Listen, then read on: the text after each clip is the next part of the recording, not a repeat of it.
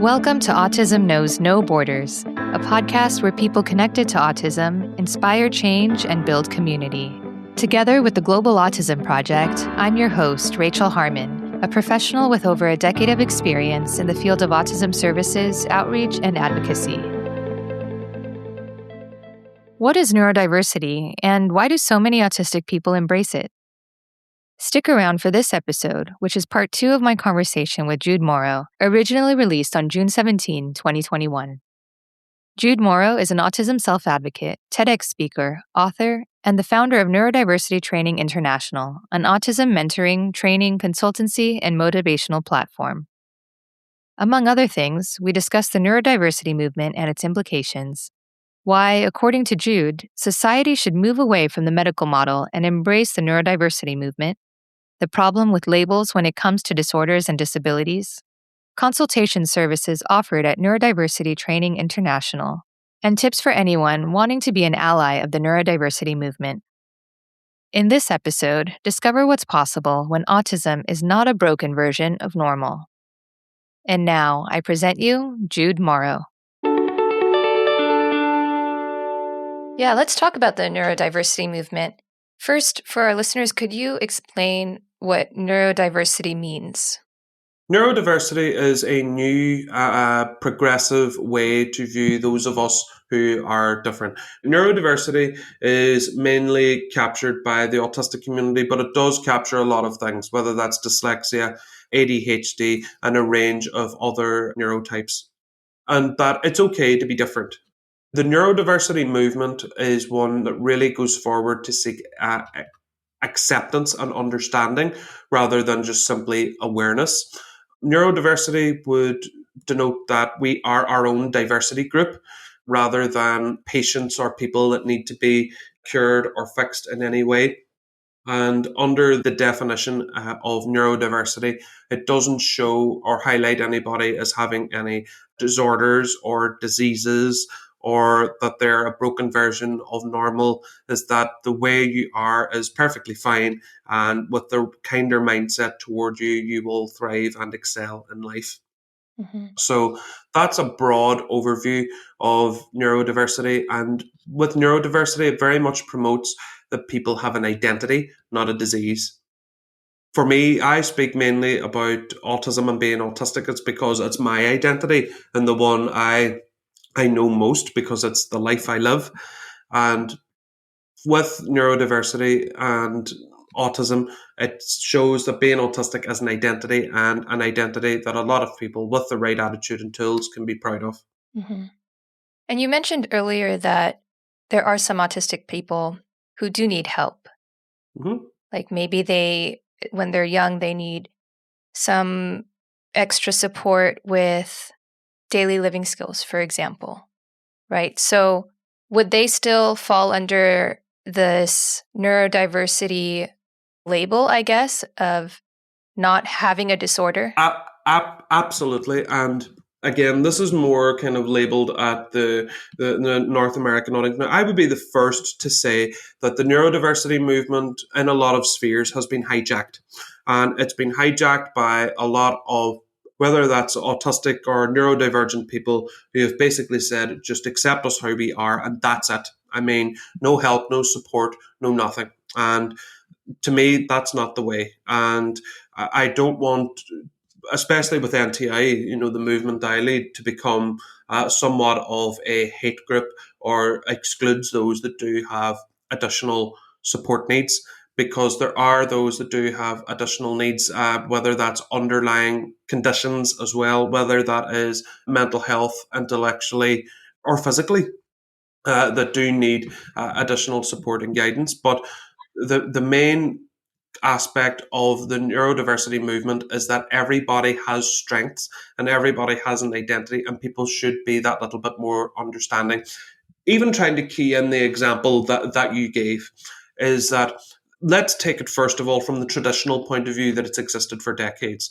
So let's say, for example, there is a child who dresses themselves and brushes their teeth and showers a little bit differently. Okay. Now, somewhere somebody would have put down like a list of guidelines that is the, air quotes, the normal way to carry out your morning routine. And any deviation from that would mean that someone's disordered, needs to go through 5 or 6 doctors, 20 evaluations, and at least 5 figures on their insurance policy to get the diagnosis. Wherein what neurodiversity teaches, preaches, and passes on to the world is that people can have different ways of achieving the same outcome, and that should be accepted and respected. With those who have different needs, it is true and it's fair to say that there are going to be children that do need additional support and guidance and help. Now, I personally am saying that that is something that should be appreciated and accepted, that there are going to be children that do need more support, because a lot of neurodiversity splinter groups, and even some of the more mainstream ones, are basically saying, oh, we don't need any support. We just need accepted for who we are, and that's just the end of it. For me, whilst that is very noble and very admirable at face value, from a societal point of view, it doesn't really work. There are going to be people that do need support. There are going to be people that perhaps will not live independent lives and will live as independently as perhaps I have. Mm. And at the same time, what neurodiversity does teach and what we teach at NTI is no matter where someone is ability wise and capability wise, everyone has strengths, talents, and feelings that no matter what, strengths can be played to, and that their identity should be respected. And if any support needs to be gathered or implemented, then that is absolutely fine as well. That people can choose to have their own support, but overall the theme is that people should be accepted for who they are, not put through potentially harmful therapy programs to fix or amend them in any way. Yeah, I understand that. So maybe I'm just getting caught up in the semantics of things, but would you say then that under the neurodiversity movement, there's no such thing as disorder if everyone is on a spectrum of diversity, like even including bipolar disorder, like these kinds of traditional labels under the DSM? Well, with neurodiversity, absolutely there is the word disorder. Certainly is not under the ideology of myself, NTI, or the neurodiversity movement as a whole, because the question I always ask back is, I mean, the acronym ASD, the one that's always used to describe an autistic person, autistic spectrum disorder, the acronym. But I've asked on global stages at conferences, in my books, I've asked in my social medias, everywhere, at my training and motivational events, I always ask, disordered compared to who? I mean, what is the benchmark? I mean, the word disorder is, but not only it being an oppressive word, but let's do a deep dive into this concept of disorder. So, who gets to decide who's disordered? And that is the vast majority of the population. And that happens with every single form of diversity. It's why there is a lot of systemic racism, because the vast majority of people are white. It's why there is oppression for autistic and neurodivergent people, is because the vast majority of people are neurotypical.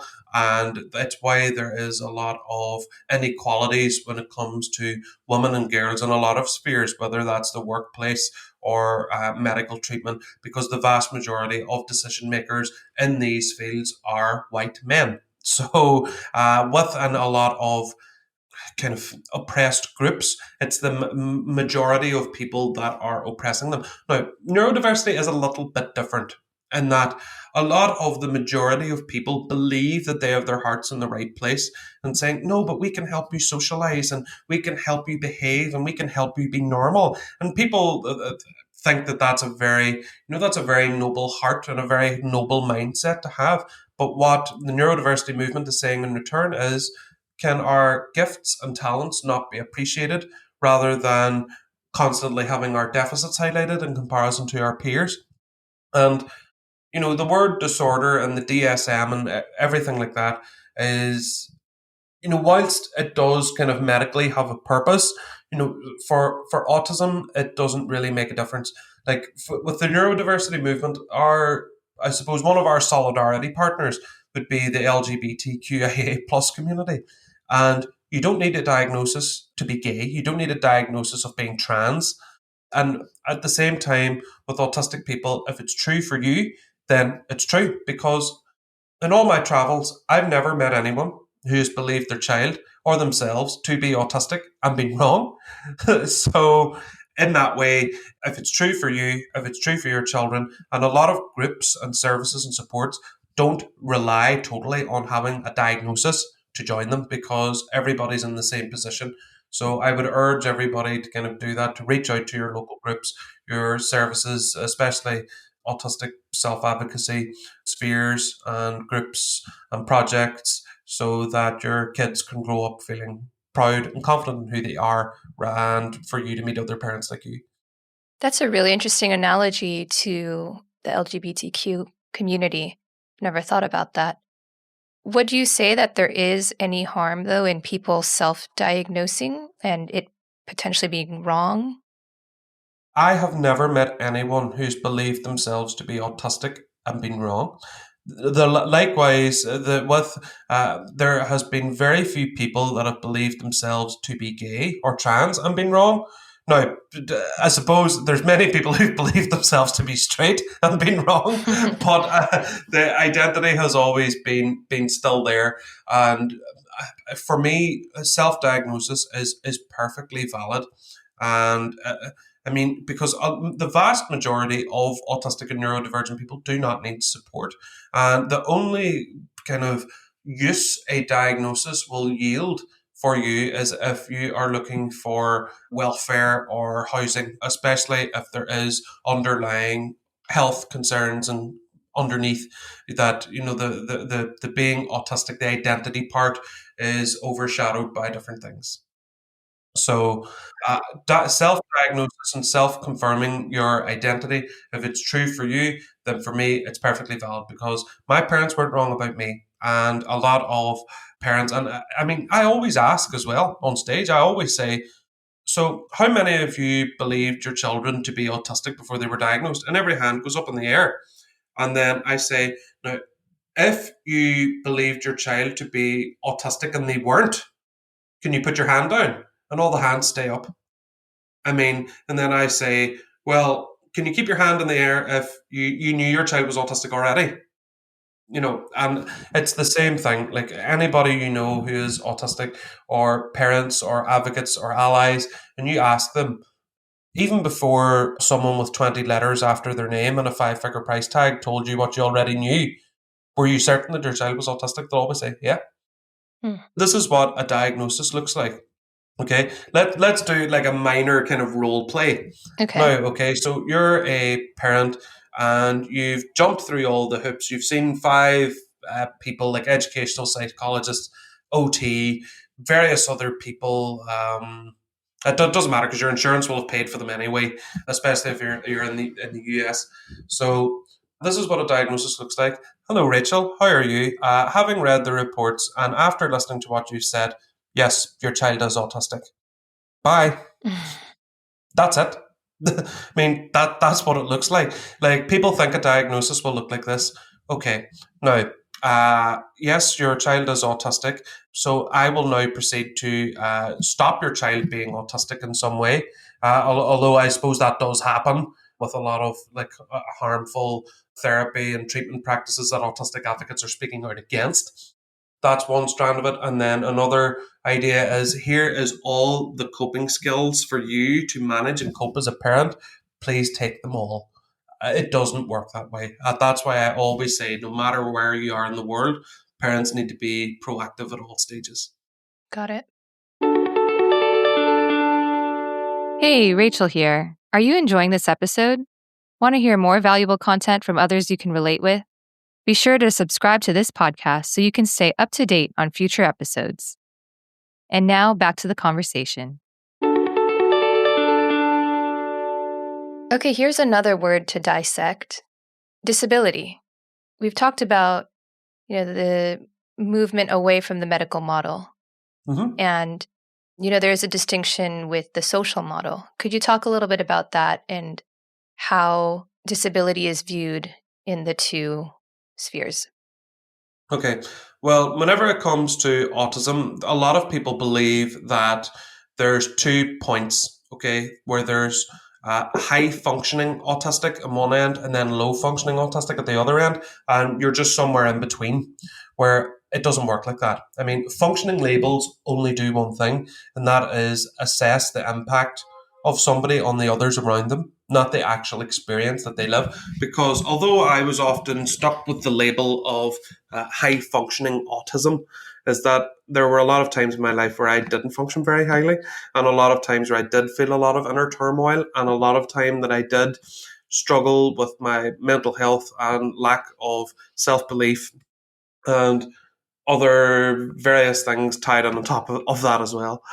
So I think that functioning labels don't really work. This is a good way to look at it, is that, being autistic is an identity. Okay, it's not a disability.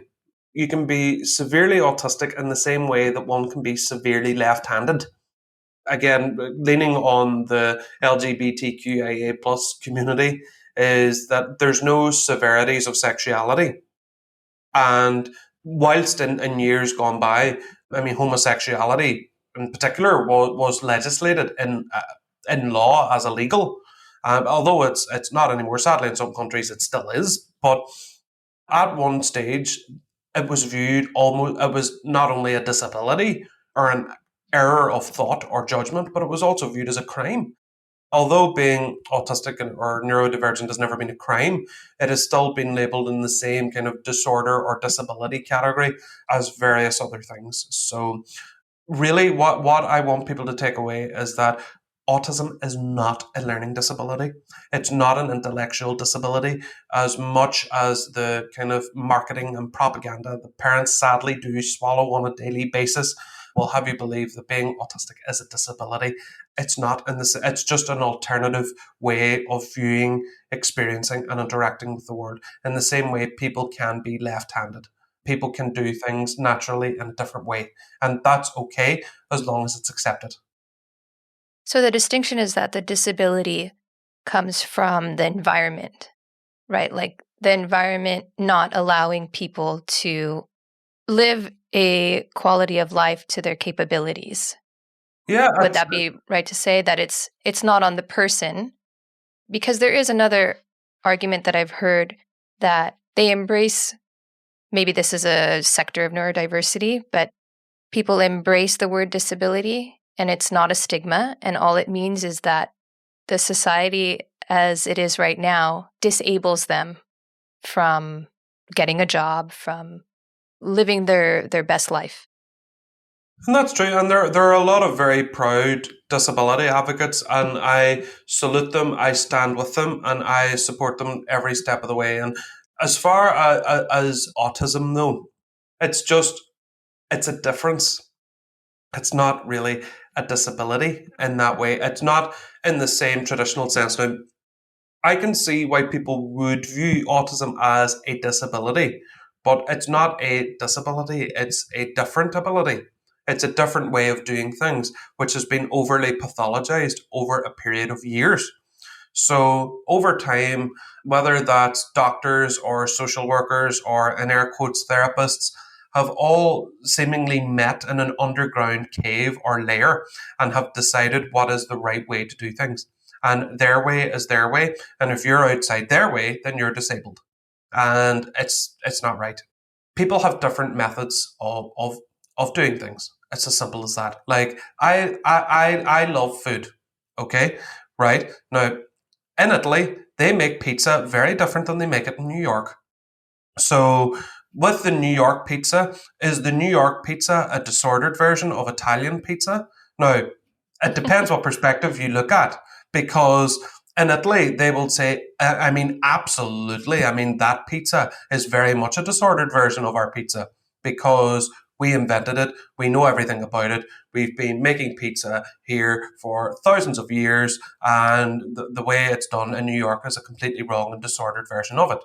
Where in New York, they will disagree and say, well, no, this is our own brand of pizza that we've kind of come up with ourselves, because a lot of pizza in Italy is square. And the round pizza is very much an American concept. Round pizza, square box. If you think about it, why isn't the box round? But that's another discussion. And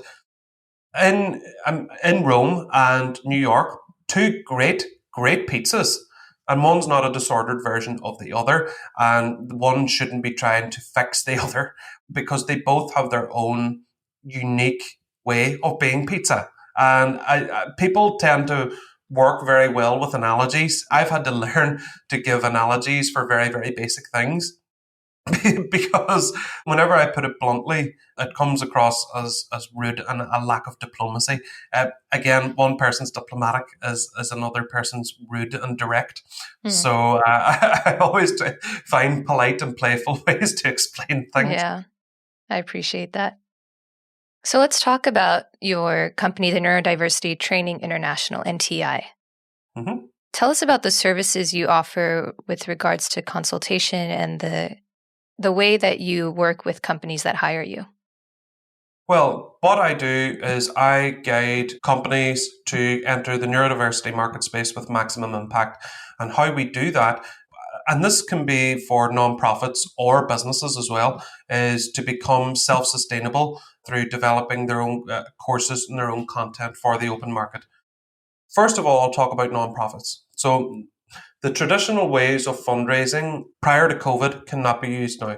With the limits on social contact, with the limits in public places, the gatherings, whether that's sponsored walks, bag packing, shaking a cup in the centre of your village or town, you can't do that anymore. And what I do is I work with only the very ambitious nonprofits to create courses that they can sell in the open market, or products or services and stuff like that. So that's two things I do, both for nonprofits and for businesses.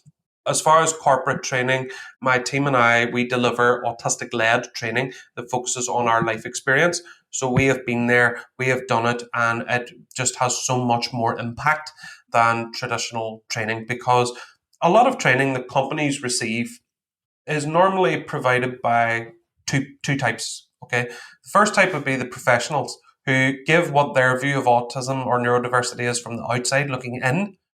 That's one strand. Or the second strand would be your very well-meaning volunteer from your local autism charity coming in and talking about the experiences she has at home with her children. And in my humble, honest opinion, saying one can understand being autistic because you live with someone that's autistic or you've studied autistic people for many, many years, to me is akin to saying I understand what it's like to be blind because I can close my eyes. It's not the same. And the lived experience element, and and even with Fortune 500 companies, people are enthralled by our stories. They love our stories, our advice and guidance that we give to really have maximum impact in the neurodiversity market space, because the medicalized model is sinking and shrinking fast, which is great, which is something that I love. So moving over to the neurodiversity market space is probably going to be the best decision that you make as far as strategic planning for your company. So that's ultimately what I guide companies and businesses to do, to get into that market space with the most impact. So who would they offer their courses to? They can offer their courses to the public. So what would happen is I work with companies to design courses, because a lot of people would say, we're just raising money, we're just fundraising. Let's take this from an example of a nonprofit. Okay, so with nonprofits, a lot of nonprofits simply have on their website, give us money, and what you'll get in return is, excuse me, the warm and fuzzy feeling of having supported us. That methodology isn't going to work anymore. People want something in exchange for their money that they can use practically, whether that's a product, whether that's an app, or whether that is a course that has credits attached to it. So what I always work with companies on, and I've asked this in corporate boardrooms, where I've asked them, whenever I've sat in the boardroom in person or virtually, I've asked them, well, before you figure out who you're going to sell your products, training and services to, what problem are you solving for people? And then the tumbleweeds just fly across the room. But people need to work out who they're serving, what gratification they want to give to their customer base. So I'll give an example from a charity I've just finished working with, where their niche was that they wanted to create a safer environment for autistic people within the travel industry. So they had a specific niche, and I worked with them to develop training for that specific niche, and now they're selling it, they're implementing it, and they're becoming the go-to people for travel solutions and provisions. I mean, that would be the Kimmel Solutions, who are phenomenal, who I worked with to help develop their courses and their content. So it's kind of difficult. I mean, with me, it's a very personalized and individual experience because not many companies have the same customer bases, revenue, team size, budgets, employees, and everything like that. So a lot of factors do come into play, but one thing that we certainly do to benefit kind of no matter what size of company we work with, whether it's startup, non-profit, or Fortune 500, is that we will design courses and learning and development for you to have maximum impact that aligns with your goals, with your strategic plans, and your revenue projections for whatever year it is, the first year, the second, or the third. So there really is a good scope for pretty much everything in between. Mm-hmm. And would you provide ongoing consultation afterwards? Because I'm also wondering if the people they're offering courses to would want to know, obviously, who provided the training for them to build out the course, if it was informed by autistic people, and also if they're receiving ongoing guidance, because, there's a lot of training programs out there, as you were saying, by people who are not neurodivergent. And how are people really going to know the difference and which to choose? Well, I suppose it comes down to the brand of how things are branded, how things are marketed. Now, even with our own website, it's very clear that we are an autistic-led movement or a neurodivergent-led movement, and that we will evolve our training and development programs over time. And we have an expansive network, whether that is through email or social media or various other mediums. I mean, we do have a lot of scope. We do have a lot of following, and we do have a lot of kind of follow-up mechanisms in place, which we have done and we have built up. And I mean, I impart that knowledge on to other companies as well, because it's not a case of simply setting up a few training courses and then that's it. I mean, there's a lot of things, especially with nonprofits, because nonprofits are often founded by very well-meaning people who believe in a particular cause, and there's no real entrepreneurial edge. And that's what I bring, is to say, well, you need to monetize this, you need to grow this, and simply shaking the cup and hoping for the best, hoping money comes in, is not a strategy that you can use anymore. Even with businesses who were very dependent on social contact and other things are having to kind of change direction and do different things. But certainly mechanisms for ongoing learning and support are very, very important whenever it comes to training, where you can actually interact with not only the facilitators but other people within the company. Mm-hmm. Right. You're also offering employment opportunities for neurodivergent people by working with you on your team. Yes, we did. We actually had a huge recruitment drive lately. We were hiring trainers. Now, of course, we can't specifically say that we only want neurodivergent people because of employment laws. But I was certainly put down as most desirable. And we did take on 6 new trainers, 5 neurodivergent, 1 not, which we are still a majority led of neurodivergent people. So, and I mean, this is not just simply the fact of neurodivergent people, is that, I mean, we're talking teachers, mental health practitioners, even company executives that have come on board to deliver the training and give their experience and from their own autistic lens and point of view. Hmm. Yeah, that's great. So, Jude, I'd like to close with one last question. What advice would you give to people who want to be allies within the neurodiversity movement? I think the best advice I could give is to listen to autistic people, reach out, speak to autistic people, learn about their experiences, And a lot of collective experiences do exist. There are a lot of autistic-led groups, businesses, non-profits out there who pretty much form the basis of the collective of neurodiversity thought.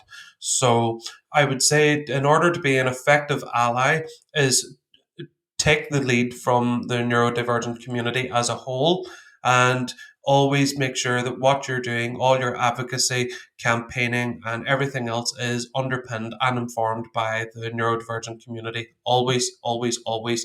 A lot of people would say that things are person-centered, and with NTI, our core philosophy is that we want to move even a step beyond person-centered and go to person-led, where they're leading the conversation of what is most comfortable, most suitable to them. And I think that in order to be a good ally is that taking the lead from the neurodivergent people is always going to be the best advice I could give. All right. Well said. Okay, Jude, how can people learn more about you? Well, the best place to go would be my website, www.neurodiversity-training.com. I have my own website as well, judemorrow.com, for things like speaking and stuff like that. And we are very active on social media, Facebook, LinkedIn particularly. I'm under Jude Morrow and Neurodiversity Training International. There's one page for each. So connect with me. I'm very active on social media. The NTI team love engaging with people, getting involved in discussions. And as far as any advice, guidance, or educational tools that we can provide, our door is always open. Thank you. Thank you so much for sharing your perspective. This has been a really informative episode. And thank you again for having me on the show. It's been great. I love talking about it. It's my special interest, and I can do interviews like this morning, noon, and night forever. So thank you so much.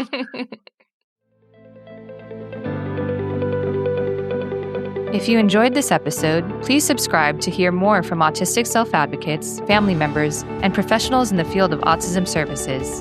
By supporting our podcast, you'll be helping our mission to transform how the world relates to autism. Thanks for listening. Take care.